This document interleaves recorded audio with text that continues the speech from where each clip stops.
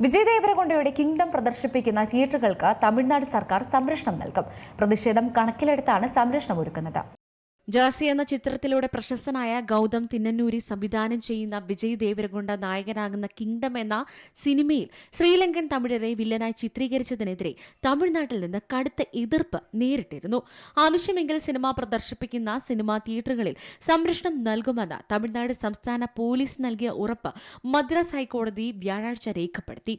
തമിഴ് അനുകൂല സംഘടനയായ നാം തമിഴർ കച്ചി സംസ്ഥാനത്തിന്റെ വിവിധ ഭാഗങ്ങളിൽ കിങ്ഡത്തിന്റെ പ്രദർശനം തടസ്സപ്പെടുത്തി പ്രതിഷേധ പ്രകടനങ്ങൾ നടത്തിയിരുന്നു. SSI പ്രൊഡക്ഷൻ സമർപ്പിച്ച ഹർജി ജസ്റ്റിസ് D ഭരതചക്രവർത്തിയുടെ മുമ്പാകെ വാദം കേൾക്കാൻ വന്നപ്പോൾ സർക്കാർ അഭിഭാഷകൻ ഉറപ്പ് നൽകിയത് NTK തിരുച്ചിയിലും മധുരയിലും തിയേറ്ററുകൾക്ക് പുറത്ത് ശ്രീലങ്കൻ തമിഴരെ മോശമായി ചിത്രീകരിച്ചതിനെതിരെ പ്രതിഷേധിച്ചിരുന്നു.